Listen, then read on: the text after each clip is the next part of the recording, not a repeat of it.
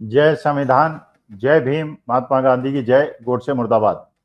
माननीय मोदी जी, देश के यशस्वी प्रधानमंत्री मोदी जी, मैं मानता हूं कि आप इतने लंबे समय तक गुजरात के चीफ मिनिस्टर रहे, उस गुजरात के चीफ मिनिस्टर रहे जो महात्मा गांधी का प्रदेश है, जो सरदार पटेल का प्रदेश है और बहुत फॉरवर्ड लुकिंग प्रदेश है। अब पिछले 11 साल से आप देश के प्रधानमंत्री हैं, देश की जनता ने आपको बार बार चुना है, इसलिए आप देशभक्त होंगे। By core of your heart you will be a nationalist, ऐसा मैं मानता हूं।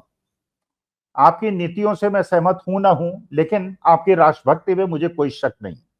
देश के प्रति समर्पण पे आपको शक नहीं है। ये बात दूसरी है कि जो आप निर्णय लेते हैं हमें ही महसूस होता है वो राष्ट्रहित में नहीं है। जो आप निर्णय लेते हैं वो अडानी जी के फेवर में होता है, वो अंबानी जी के फेवर में होता है, वो पूंजीपतियों के फेवर में होता है, वो किसानों के फेवर में नहीं होता, वो युवाओं के फेवर में नहीं होता, वो अग्निवीरों के फेवर में नहीं होता, वो लोगों को नौकरियां नहीं दिलाता, वो ये सारी चीजें कराता है। तो हमें महसूस होता है आपके निर्णय जरूर गलत है, लेकिन आपकी राष्ट्रभक्ति पे, आपकी देश की भक्ति पे कोई प्रश्न नहीं उठा सकता, ऐसा मैं मानता हूं। तो आपको मैं राष्ट्रभक्त मानता हूं। देखिए, जो विश्व के संकेतक हैं माननीय मोदी जी, उनको समझने का प्रयास कीजिए। और ये मैं निवेदन आपसे इसलिए कर रहा हूं कि आप मेरे प्रधानमंत्री हैं, देश के प्रधानमंत्री हैं, मैं आपकी इज्जत करता हूं कि आप राष्ट्रहित में जो मैं निवेदन करने जा रहा हूं, संकेतकों को समझते हुए आप रिजाइन कर दें। ये राष्ट्रहित में, क्योंकि आप देखिए, एक एक चीज को देखिए।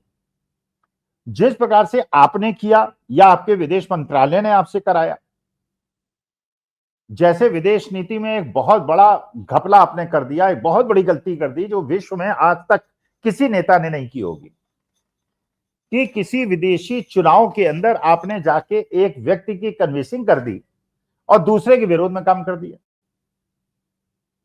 आपने डोनाल्ड ट्रंप के लिए इस बार ट्रंप सरकार बना दी, भारत में उसको बुला लिया और जीत गए बाइडेन साहब। जब बाइडेन साहब जीत गए तो बाइडेन साहब ने आपको 4 साल तक खूब रगड़ा। अब इसके बाद जब फिर बाइडेन और फिर कमला हैरिस और ट्रंप साहब आमने सामने आए, आपको फिर उसमें ज्यादा के हस्तक्षेप नहीं करना चाहिए था, आपको अमेरिका जाना चाहिए था। तो कमला हैरिस से भी मिलना चाहिए था, बाइडेन से भी मिलना चाहिए था, डोनाल्ड ट्रंप से भी मिलना चाहिए था। इस बार आप गए, अब बाइडेन से मिले, कमला हैरिस से मिले और डोनाल्ड ट्रंप से नहीं मिले। बाइडेन की पत्नी को आपने 7.5 कैरेट का हीरा दे दिया। अब उससे क्या है कि अब ट्रंप साहब आपसे बदला ले रहे हैं। ट्रंप साहब हर तरह से आपसे बदला ले रहे हैं। अपनी स्वेरिंग इन सेरेमनी में आपको नहीं बुलाया, बल्कि जिसको आप आतंकवादी घोषित कर दिया उसको बुला लिया, मुकेश अंबानी को बुला लिया। आपको बड़ी मेहनत करनी पड़ी, मशक्कत करनी पड़ी कि आपको वहां पे इनवाइट किया जाए, आपको नहीं बुलाया गया। बाद में आप अपने रिक्वेस्ट पे वहां गए, लेकिन वो सम्मान नहीं मिला जो मानी बात है, स्टेट गेस्ट को मिलना चाहिए, आपको नहीं मिला। तो भारत जैसे एक बड़े देश का जो सम्मान होना चाहिए वो नहीं हुआ। आपको इंडिकेशन को समझना चाहिए। अब जिस प्रकार से डोनाल्ड ट्रंप बार बार हमारे देश का अपमान कर रहा है, देश का अपमान तो नहीं कर रहा है क्योंकि देश का अपमान वो कर भी नहीं सकता। हमारा देश बहुत महान देश है, बड़ा देश है और शक्तिशाली देश है।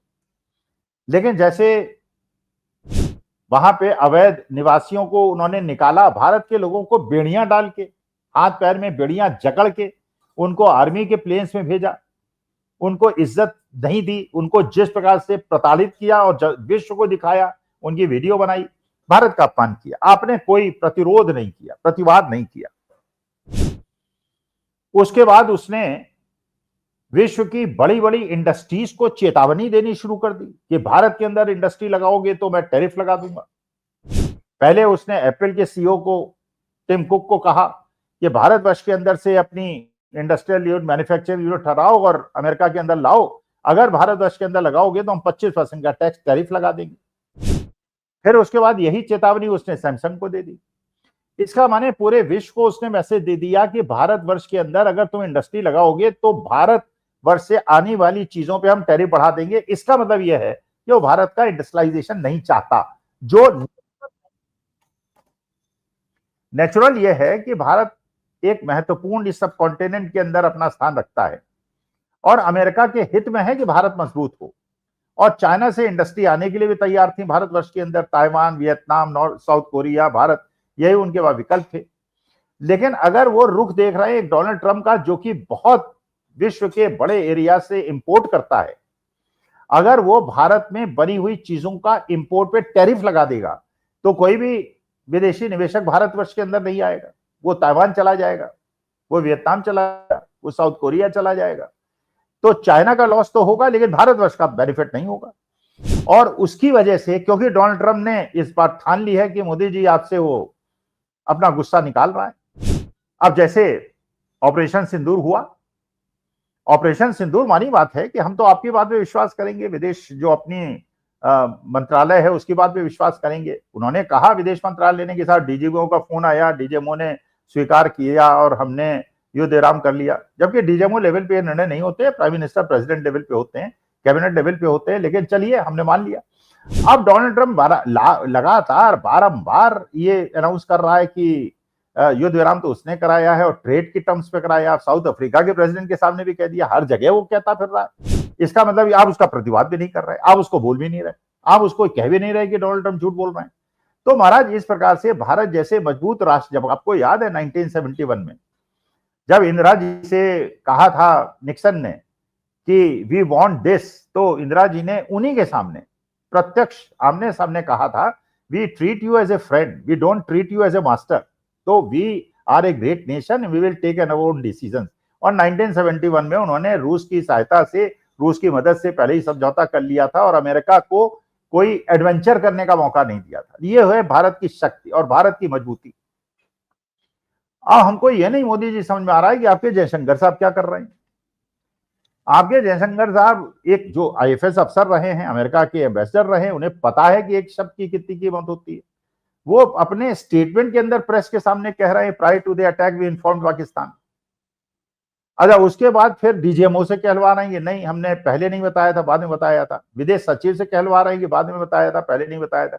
अरे तो विदेश मंत्री ज्यादा बड़ा पद है, डीजीएमओ तो छोटा है, विदेश सचिव तो छोटा है।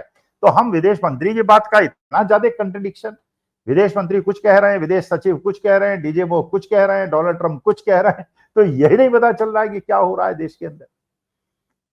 तो जिस प्रकार से विश्व के अंदर जहां हमारे सब देश हमारे दोस्त हुआ करते थे, 26/11 के बाद पूरा विश्व मानता था कि पाकिस्तानी एक आतंकवादी देश है। उसने कसाब को भेजा था, लोगों को भेजा, जो मारे गए थे वो भी पाकिस्तानी पाए गए थे और जो पकड़ा गया था, फांसी पे चढ़ाया गया था, वो भी पाकिस्तानी पाया गया था। इसलिए विश्व को कोई संदेह नहीं था कि पाकिस्तानी एक आतंकवादी। इस बार आपने इधर पहलगाम के अंदर आक्रमण हुआ, विद इन मिनट्स आपने बता दिया पाकिस्तानी अटैक है और वो लोग भाग गए, न मारा, चले गए। ये पता चल रहा है 15 महीने तक वो कश्मीर में टहल रहे थे, 3-3 घटनाएं कर चुके थे, अभी तक वो मारे नहीं गए। और नीदरलैंड्स के पत्रकार आपसे पूछ रहे हैं जयशंकर साहब से ये मारे क्यों नहीं गए, कि साहब आइडेंटिफाई कर लिया, अभी मारना बाकी। अरे यार आइडेंटिफाई कर लिया तो मार क्यों नहीं रहे हो। राहुल गांधी वो सारे काम कर रहे हैं जो एक नेता को देश के करने चाहिए। कश्मीर 2 बार हो गए हैं, अब वो पुंछ हो आए हैं, वो शुभम द्विवेदी के घर वो आए हैं, वो हरियाणा की बिटिया जो 10 दिन में विधवा हो गई उसके घर हुआ है, वो हर जगह जा रहे हैं, वो मणिपुर जा रहे हैं। आप कहीं नहीं जा रहे, आप जो है चुनाव प्रचार में लगे हुए हैं, सिंदूर बहा रहे हैं अपने शरीर के अंदर। तो मेरा आपसे निवेदन है, मैं मानता हूं कि यार आप राष्ट्रभक्त हैं, देश का हित चाहते हैं। अब आपका जो एक व्यक्तित्व आपने बहुत बड़ा बनाया था अडानी जी के पैसे से और पूंजीपतियों के पैसे से और पीएम केयर फंड से और चुनावी बॉन्ड के माध्यम से, वो अब उल्टा पड़ रहा है, वो राष्ट्रहित के बाधा डाल रहा है। तो इसलिए राष्ट्रहित के चक्कर में मैं आपसे निवेदन करता हूं माननीय मोदी जी, अपने पद को छोड़ दीजिए और इस पद पे किसी योग्य आदमी को बैठाइए। वैसे भी आप 75 साल के होने वाले हैं, 3-4 महीने के अंदर आप 75 साल के हो जाएंगे। अपने मार्गदर्शक मंडल पे जाइए, एल.के. आडवाणी साहब और मनमोहन जोशी साहब के साथ बैठिए, अपने पार्टी को आगे लेकिन मनोहर लाल धाकड़ जैसे लोग, विजय शाह जैसे लोग, देवड़ा जैसे लोग, इन लोगों को जरा कृपा करके इन पे वरद हस्त हटाइए। और ऐसे लोग, क्योंकि इतनी ज्यादा बदनामी हो रही है, ऐसे तो जानवर नहीं करते जो आपके नेता कर रहे हैं। नमस्कार, धन्यवाद और प्रणाम।